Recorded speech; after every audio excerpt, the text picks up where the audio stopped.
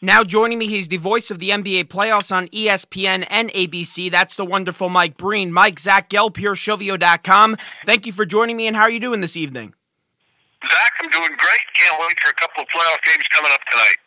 Yeah, you have a great game on the schedules tonight. You have Boston and Miami, but I'm actually a little concerned for you, Mike, because I'm watching the playoff game from a week ago, and they go to commercial break, and it's the legendary bus drivers commercials when you're in the driver's seat, and all of a sudden I see Stuart Scott in the driver's seat. What the hell is ESPN doing? Is everything okay with you?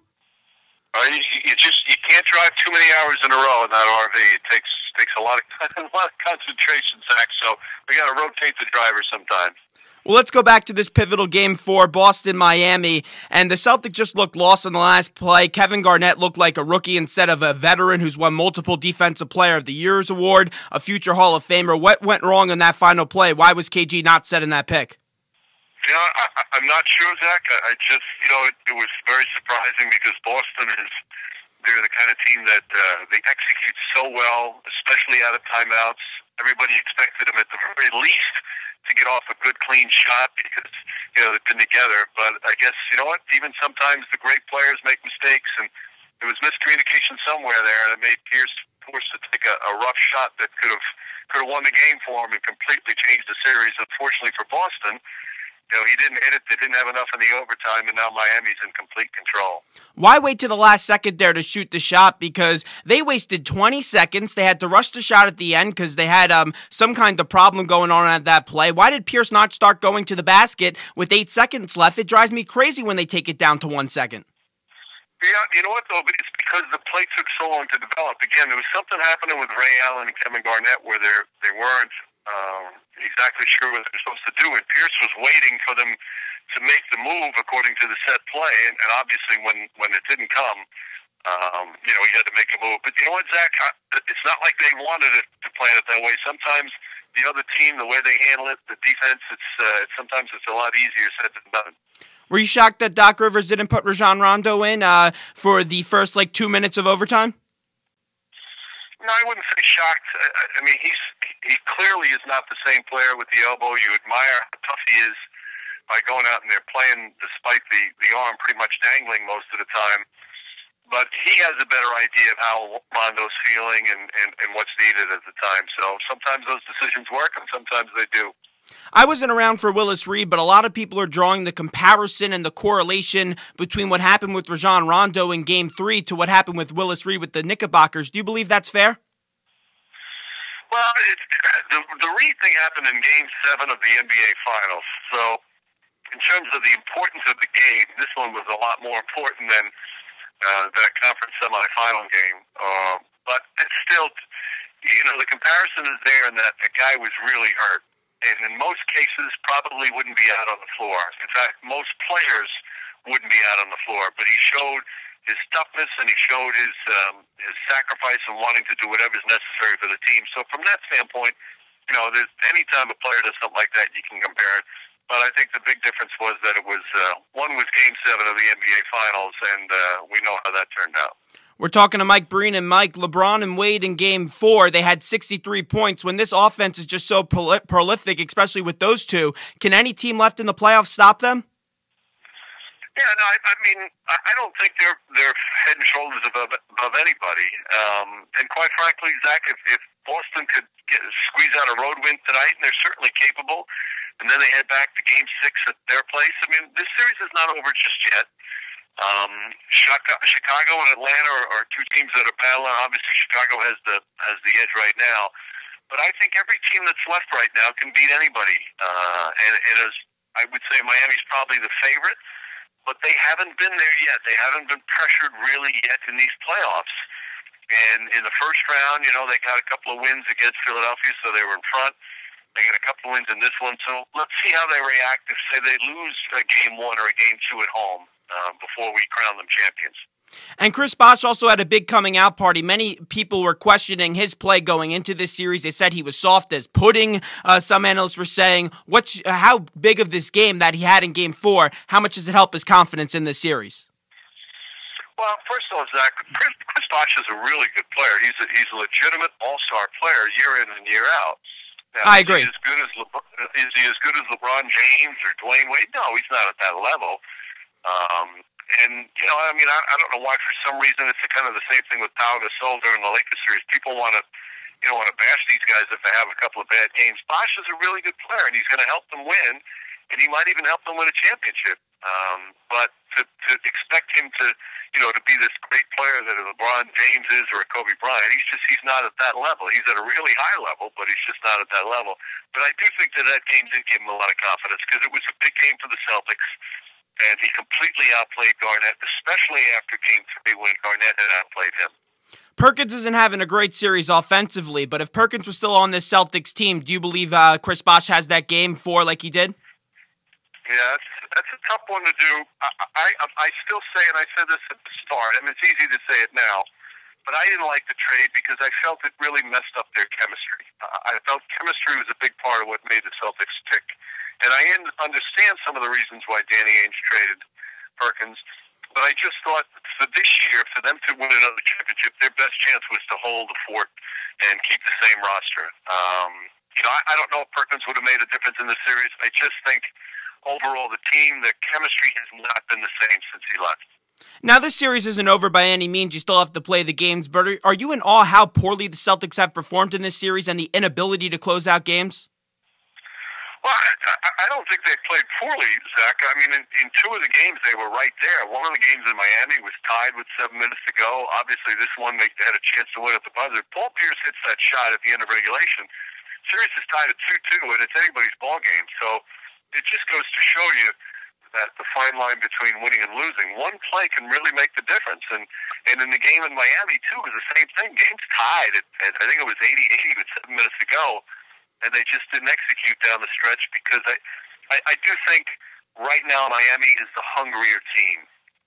And I think that's what happened with the Lakers, too. Sometimes, you've been to the finals a couple of times, and you certainly want to win another championship. But the teams that haven't been there, the teams that haven't won the title or been to the finals, sometimes they're a little hungrier. And I think that's what Miami is this year. And I think that's what Dallas was against the Lakers. Sometimes that extra hunger can put you over the top. Give me your keys for the game tonight. What do the Celtics have to do better on both sides of the ball to come away and extend this series? Well, I still think the key matchup for Boston is Kevin Garnett and Chris Bosh. They have to win that.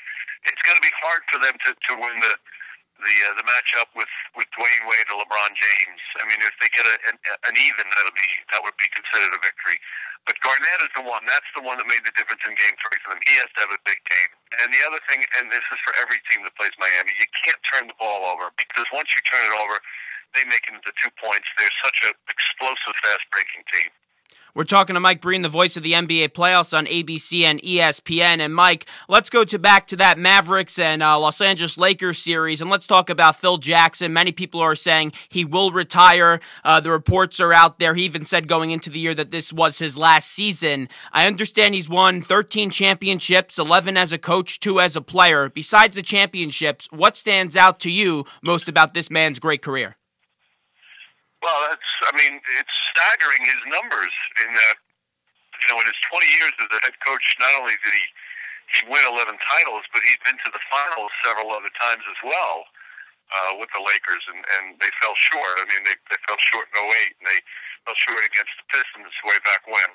13 of his 20 years as a head coach, he's coaching in the finals. That's just incredible. Now, granted, he always had one of, if not the premier player in the game. But you still have to get the team to play together, play as a unit, peak at the right time. It's pretty incredible for a guy where he came from. As he was a physical role player when he played in the NBA, especially with the Knicks, and then to turn into a guy who had the most successful run in coaching history is pretty impressive. The one thing that amazed me, no matter win or lose, this team always went out with class. And minus the last game where they got swept, Andrew Bynum was throwing elbows. You had Lamar Odom pushing Dirk Nowitzki. The Bynum play, it was just so, almost I want to say criminal. And he just hit a guy who was defensively going to the basket trying to make a layup. Do you believe the 5-game suspension fits the crime? Does the punishment fit the crime here? Well, they had to do something pretty severe, Zach. I mean, it was because the problem is that with Bynum, his season's over. In an elimination game where you're all but over, You don't want to let anybody start taking their frustrations out. And I was disappointed like everybody. I was surprised. Bynum is not that kind of young man. He did have a hard foul earlier this year against Michael Beasley, but that's not who Andrew Bynum is. And even though it may have came a couple of days later, I thought his apology was a sincere one. And I think he'll think twice again, because the 5-game suspension is going to result in about $700,000 of salary that he's going to lose, and that's pretty hefty. Everyone's entitled to have a bad series, and the Lakers obviously had that, and Pau Gasol as well, because in the finals last year, everyone was saying, oh, he maybe could have won the MVP in the finals instead of Kobe Bryant. Does it just amaze you how in the NBA Finals, Gasol goes from being one of the elite big men, he still is considered one of the best big men in the game, but he just had such a poor series. Looking at the game, looking back at the tapes, what did Gasol do differently from a year ago and until now? Well, he just didn't seem active. He didn't seem to play with the same spirit. Gasol loves to play, and there's a joy about him when he's playing, but he didn't have that. And I think it took away his aggressiveness, it took away his assertiveness. And, he's not a big, strong physical player. He's more of a thinking man's finesse player.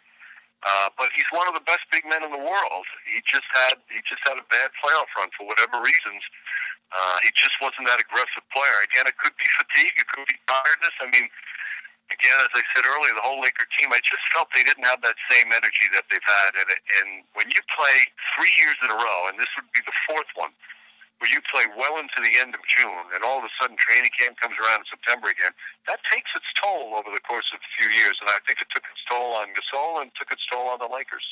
Do you think the notion could be valid that this team just became too cocky and they had guys besides Kobe Bryant that didn't win multiple rings? Well, they had a two-peat, but do you believe that this team got cocky by any all? No, I don't think that was the problem at all. I think that they, in some ways, I think they lost a little bit of their hunger. There may have been some disharmony in the locker room. But I don't think it had anything to do with being overconfident. We're talking to Mike Breen, and Mike, Dirk Nowitzki, Peja Stojakovic, and Jason Terry, they just shot the lights out of the Lakers in this series. If you were a coach, let's put you in that coaching aspect. How do you approach this team defensively going into the Western Conference Finals? Well, that's the hard thing with Dallas, because they can beat you in a lot of different ways. But I think the three-point line, being able to close out on the three-point attempts is critical. Terry, as you saw in that last game, he can get so hot. He's had a lot of huge playoff games. And same thing with Stojakovic, even though he's not the same player he was. So I think you have to run guys off the line, make them put it on the floor a little bit. The thing about Terry is that they did that a few times, and he still was able to beat them. Right now, Dallas is just playing on such a high level that it's going to be tough to beat them right now.